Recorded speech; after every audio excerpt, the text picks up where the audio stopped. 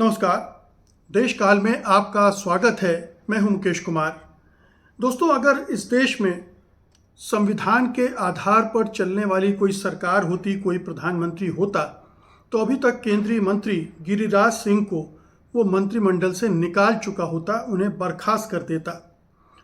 अगर मोदी की नीति सचमुच में सबका साथ सबका विकास वाली होती तो गिरिराज सिंह को कब तक गिरफ्तार किया जा चुका होता। अगर इस देश का चुनाव आयोग सत्ता का गुलाम नहीं होता तो गिरिराज सिंह को चुनाव प्रचार के लिए अभी तक प्रतिबंधित कर चुका होता।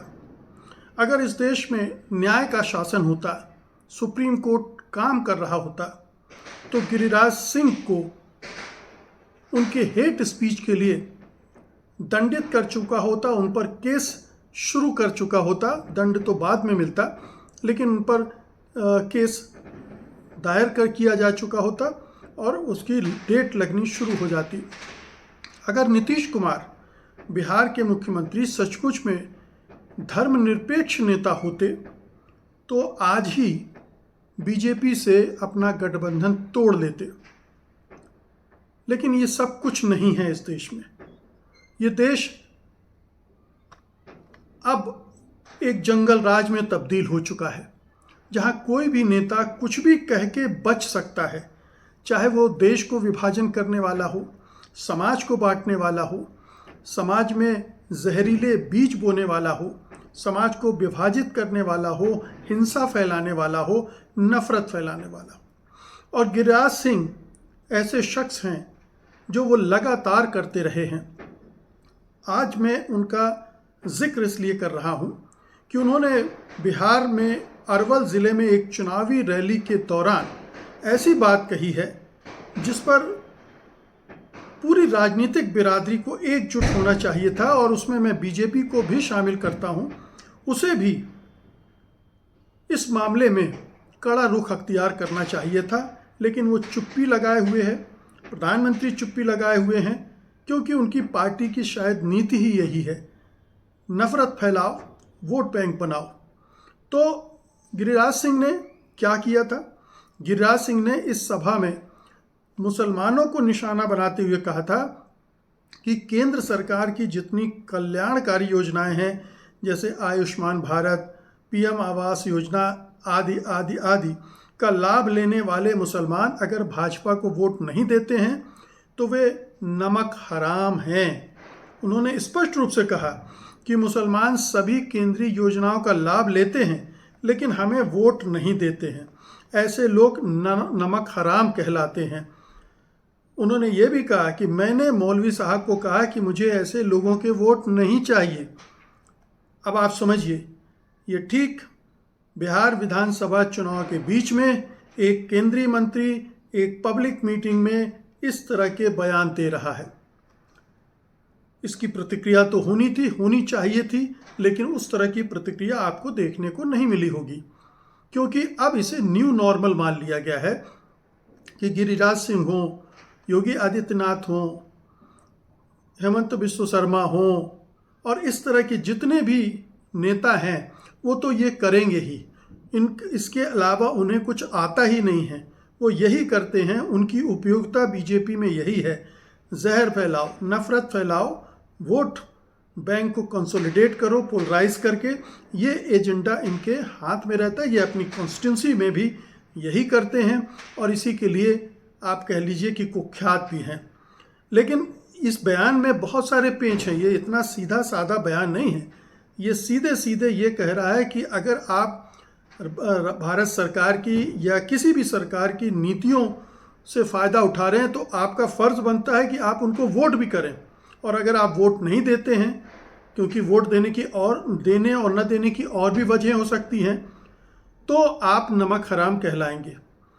आपकी जो नमक हलाली है, आपकी जो कृतज्ञता है, आपकी जो वफादारी है, उसी से साबित होगी जब आप उसके बदले में सरकार को वोट देंगे।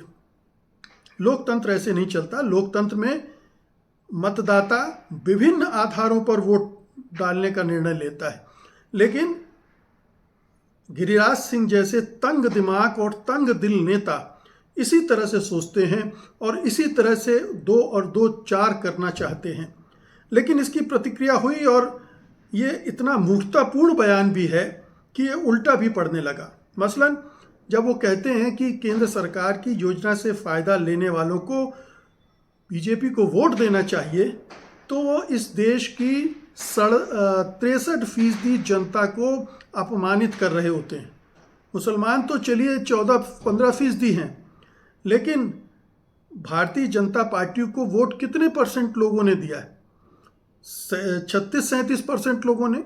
तो बाकी के जो 63-64% लोग हैं, क्या वो सारे नमक हलाल हैं, हराम हैं?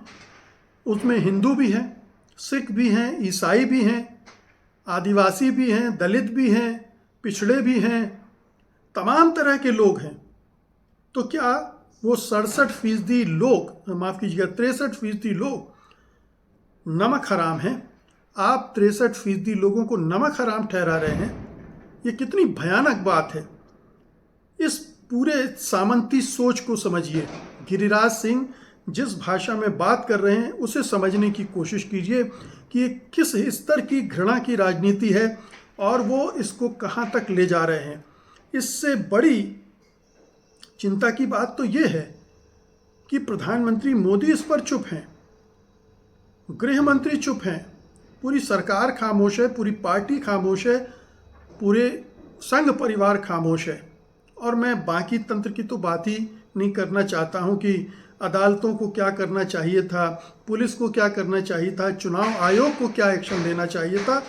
उन्होंने भी अपने कानों पर उंगली डालकर बैठे हुए हैं। वो भी कोई कार्रवाई करने के लिए नोटिस लेने का तैयार नहीं है कि ये चुनाव के बीच में जो आचार्य संहिता है उसका उल्लंघन है और ये बर्दाश्त नहीं किया जाएगा। लेकिन चुनाव आयोग अगर आपकी गोदी में बैठा हो तो आप उससे कैसे उम्मीद कर सकते हैं कि वो आपको ही आपके खिलाफ कार्रवाई करेगा? नहीं करेगा। वो बीजेपी का ही एक ब्रांच है, एक शाखा है, प्रकोष्ठ है, तो उससे कोई उम्मीद नहीं की जा सकती। पूरे गिरिराज सिंह के इस बयान ने भारत में जो किया सो किया, अंतर्राष्ट्रीय स्तर पर भी भारत की छवि को खराब किया है। अंतर्राष्ट्रीय स्तर पर भी ये बयान गया है और बहुत सारे लोगों ने इसे ट्रेटर, टेरर, नाउ अनग्रेटफुल जैसे शब्द इस्तेमाल किए हैं कि ये एक तरह से आप जो आपको वोट नहीं देते हैं, आप उनको ट्रेटर कह रहे हैं, देश विरोधी गद्दार कह रहे हैं और आतंक फैला रहे हैं, ये सब कह के। ये तमाम चीज़ें हैं जो कि साफ जाहिर करता है कि गिरिराज सिंह क्या कर रहे हैं। हेट पॉलिटिक्स का ये चरम है। ये क्रोनिक कैपिटलिज्म से आगे की चीज़ है। ये न्यू नॉर्मल से भी आगे की चीज़ हो गई कि अब आप पूरी एक आबादी को केवल वोट न देने की वजह से उसे नमक हराम करार दोगे, गद्दार करार दोगे और जाने क्या क्या विशेषण आप उसके लिए ढूंढ सकते हो। तो ये गिरिराज सिंह हैं, लेकिन गिरिराज सिंह अकेले नहीं हैं, बहुत सारे हैं। उनकी चर्चा हम नहीं करेंगे, लेकिन गिरिराज सिंह इसके लिए कुख्यात हैं। उन्होंने दर्जनों ऐसे बयान दिए हैं जो मैं कोट कर सकता हूं, जो इसी तरह से हेट स्पीच के दायरे में आते हैं और हर बयान पर उनके खिलाफ मुकदमा हो सकता है और हर बयान पर उनको सज़ा भी मिल सकती है। मसलन 2014 में उन्होंने कहा था मुसलमानों को पाकिस्तान भेज दो वरना ये भारत को पाकिस्तान बना देंगे। ये लोकसभा चुनाव के दौरान कहा था। विपक्ष ने इस पर FIR भी दर्ज कराई थी, लेकिन भाजपा ने इसका समर्थन किया था। आप सोचिए कि भारतीय जनता पार्टी और प्रधानमंत्री मोदी तो सबका साथ सबका विकास का पाखंड करते रहते हैं, उन्होंने भी इस पर कुछ टिप्पणी नहीं की, कोई कार्रवाई नहीं हुई और वो ख़त्म हो गया। इसी तरह से अगला देखिए, उन्होंने महात्मा गांधी को हिंदू राष्ट्रवादी घोषित कर दिया, जो कि वो कतई नहीं थे। ये तो गांधी का अपमान है। वो तो राष्ट्रवादी भी अपने आप को नहीं कहते थे, हिंदू मुस्लिम तो छोड़ दीजिए, वो राष्ट्रवाद से ऊपर थे। लेकिन उनको भी एक तरह से ये हिंदू राष्ट्रवाद की गाली दी गई, उनके दामन में दाग लगाने की कोशिश की गई और ये इतिहास का अपमान था। फिर आइए 2018 में भारत को हिंदू पाकिस्तान मत बनने दो, लेकिन मुसलमानों को अपना व्यवहार सुधारना होगा। अब ये बयान पूरी तरह से इस्लामोफोबिया से प्रेरित है और मुसलमानों के प्रति नफरत का इजहार तो है ही, उनके खिलाफ हिंसा के लिए भड़काना उकसाना भी है। आप पूरी एक बिरादरी को कटघरे में खड़े कर रहे हैं, उन्हें संदिग्ध बना रहे हैं, उनसे कह रहे हैं आपको अपना व्यवहार सुधारना पड़ेगा। आप होते कौन हैं? गिरिराज सिंह, आप होते कौन हैं किसी को ये नसीहत देने वाले? पहले आप अपने आप को देखिए, अपनी पार्टी को देखिए, वो क्या कर रही है। वो भारत को हिंदू पाकिस्तान बना रही है, पाकिस्तान जैसा धर्म राज्य बनाने की कोशिश कर रही है। हिंदू राष्ट्र मतलब पाकिस्तान का एक हिंदू संस्करण, वो इस्लामी धर्म राष्ट्र है, ये हिंदू धर्म राष्ट्र बनेगा। है तो दोनों एक ही सिक्के के दो पहलू। तो ये तो उनका सोच है। फिर आप याद कीजिए, कोविड-19 का दौर था और उसमें उन्होंने कहा था मुस्लिम वायरस, कोरोना को उन्होंने मुस्लिम वायरस कहा था। अब ये सोचिए कितनी घृणित सोच है, कितनी घटिया सोच है कि वो कोरोना वायरस को, कोविड वायरस को कह रहे हैं मुस्लिम वायरस। ये एक नस्लवादी मानसिकता का प्रतीक है। जब अमेरिकी राष्ट्रपति डोनाल्ड ट्रंप ने कहा था चाइनीज़ वायरस, तो घनघोर प्रतिक्रिया हुई थी अंतर्राष्ट्रीय स्तर पर कि आप किसी वायरस को किसी एक देश के साथ जोड़कर नहीं बोल सकते हैं। ये आपकी नस्ली मानसिकता को जाहिर करता है। और यहाँ भी गिरिराज सिंह ने इसे महामारी के दौरान मुस्लिम वायरस कहा था। सुप्रीम कोर्ट में इसके खिलाफ याचिका भी दायर हुई थी, लेकिन सुप्रीम कोर्ट तो महान है। आप जानते ही हैं कि बीजेपी हो, बीजेपी सरकार हो, मोदी सरकार हो, उसके बीजेपी के नेता, उनके खिलाफ कार्रवाई तो होती ही नहीं। यानी सुप्रीम कोर्ट के आदेश के बावजूद गुजरात में, उत्तर प्रदेश में बुलडोजर चलते हैं, तब भी कुछ नहीं होता है। तो सुप्रीम कोर्ट का ये रवैया है, हमारी अदालतों का ये रवैया है। इसी तरह से 2025 के सितंबर में ही, अभी हाल में कहा था, हिंदुओं को हलाल मीट से बचना चाहिए, झटका मीट से सनातन धर्म की रक्षा करें। अब ये मीट को भी उन्होंने सनातन और मुस्लिम और ये सब में बांट दिया।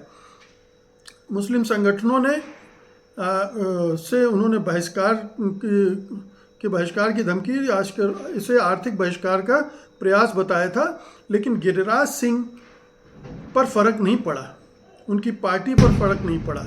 उनकी पार्टी ऐसे मौक़ों पर करती क्या है? उनकी पार्टी ऐसे मौक़ों पर कहती ये उनकी निजी राय हो सकती है। हर बार ये कह के पार्टी बच निकलती है और प्रधानमंत्री और गृह मंत्री और रक्षा मंत्री और तमाम मंत्री वो तो कुछ बोलते ही नहीं हैं। बोलेंगे क्यों? वो तो उनके फ़ायदे के लिए काम कर रहे हैं, वो तो उनके एजेंडे का हिस्सा है। गिरिराज सिंह जो कुछ भी बोल रहे हैं, कर रहे हैं, आखिरकार उस हेट स्पीच से बीजेपी को फ़ायदा होता है। अगर नुकसान हो रहा होता तो कब का बंद कर चुके होते। तो हिंदू पोलराइजेशन के लिए, हिंदू मुस्लिम पोलराइजेशन के लिए गिरिराज सिंह, योगी आदित्यनाथ, हेमंत बिश्व शर्मा और इस तरह के तमाम नेता बड़े उपयोगी हैं। उनका उपयोग इसी तरह से हो रहा है। उनकी यूएसपी ही यही है कि वो कितना जहर उगल सकते हैं, कितनी भारी हेट स्पीच दे सकते हैं जिससे पोलराइजेशन और बढ़े, कैसे वो हरकतें ऐसी कर सकते हैं जिससे पोलराइजेशन बढ़े। तो ये गिरिराज सिंह का पूरा चरित्र रहा है, ये अतीत रहा है और ये वर्तमान में जारी है और ये भविष्य में भी जारी रहेगा जब तक कि उनके खिलाफ कोई ठोस कार्रवाई नहीं होगी, कोई मुकदमा दायर नहीं किया जाएगा और अदालत उसमें न्याय नहीं करेगी। अन्यथा ये सिलसिला तो चलता ही रहेगा। इसे रोकने वाला कौन होगा? रोकना तभी संभव होगा जब सरकार बदल जाए, चाहे बिहार में और केंद्र में। अगर बिहार में बदल गई तो बिहार में फिर गिरिराज सिंह इस तरह की भाषा में नहीं बोल पाएंगे। जैसे जहाँ जिन भी राज्यों में सरकारें बदली हैं, जहाँ बीजेपी की सरकारें नहीं हैं, वहाँ आप देखिए कि वहाँ के नेता इस भाषा में अब नहीं बोलते हैं। उनकी भाषा बदल गई है।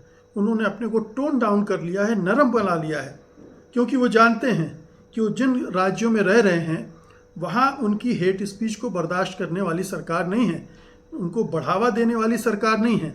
वो तुरंत FIR होगी और तुरंत कार्रवाई भी हो सकती है, तो वो चुप हैं। लेकिन जिन राज्यों में बीजेपी की सरकारें हैं वहाँ बीजेपी नेता इसी तरह से हेट स्पीच देते रहते हैं, घृणा फैलाते रहते हैं, समाज को विभाजित करते रहते हैं। और गिरिराज के हौसले भी इसीलिए बुलंद हैं क्योंकि नीतीश कुमार सेकुलर होने का ढोंग तो करते हैं लेकिन कार्रवाई नहीं करते।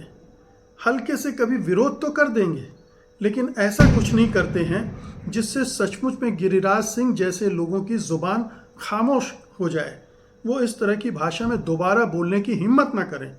तो नीतीश कुमार का पाखंडी चेहरा भी इससे जाहिर होता है। अगर बिहार में सोचिए, फर्ज कीजिए अगर बिहार में सरकार बदलती है, महागठबंधन की सरकार बनती है, ठीक ठाक बहुमत से बनती है, तो क्या होगा? क्या गिरिराज सिंह की हिम्मत पड़ेगी? फिर गिरिराज सिंह चुप हो जाएंगे, खामोश हो जाएंगे, क्योंकि उन्हें पता है कि अब वो निज़ाम नहीं रहा जहां आप कुछ भी बोलकर बच सकते हैं, भले ही वो केंद्रीय मंत्री हों। लेकिन बिहार सरकार अगर मजबूत हुई तो इस तरह के हेट स्पीच को बर्दाश्त नहीं करेगी, चलने नहीं देगी। इसलिए बहुत ज़रूरी है कि इस तरह के परिवर्तन होते रहें राज्यों में और केंद्र में, ताकि इस तरह के लोगों को की हौसला अफजाई ना हो, उन्हें ये पता चले कि वो गलत कर रहे हैं और गलत करने की सज़ा भी है। ये एहसास कराना बहुत ज़रूरी है और ये काम जनता ही कर सकती है। अगर पूरा निज़ाम ठप पड़ा है, तमाम संवैधानिक संस्था ठप पड़ी हैं, अगर मीडिया भी इस पर शोर नहीं मचाता है, वो भी चुप है, तो समझ लीजिए कि अब केवल और केवल जनता के हाथ में चाबी रह गई है ऐसे नेताओं को कंट्रोल करने की। एक बात और ध्यान रखिए गिरिराज सिंह जी, संविधान कहता है, ये लोकतंत्र का तकाजा है कि जब आप एक बार चुन लिए जाते हैं उसके बाद आप मतदाताओं में भेदभाव नहीं कर सकते हैं। जितने भी लोगों ने मतदान दिया है या नहीं दिया है, आपको सबके लिए समान रूप से काम करना है। ये केंद्र सरकार की जिम्मेदारी है, हर मंत्री की जिम्मेदारी, मुख्यमंत्री की जिम्मेदारी है, सांसद और विधायकों की भी जिम्मेदारी है। और अगर आप ये जिम्मेदारी नहीं निभा रहे हैं तो आप संविधान और लोकतंत्र के प्रति गद्दारी कर रहे हैं। आप असल में असली नमक हराम आप हैं, ना कि मुस्लिम या जनता, जो 63% जनता है जो आपको वोट नहीं दे रही है। इसलिए आप अपनी नमक हरामी की चिंता कीजिए, आप नमक हलाल बनिए इस देश के। बहुत बहुत शुक्रिया आपका, धन्यवाद, नमस्कार।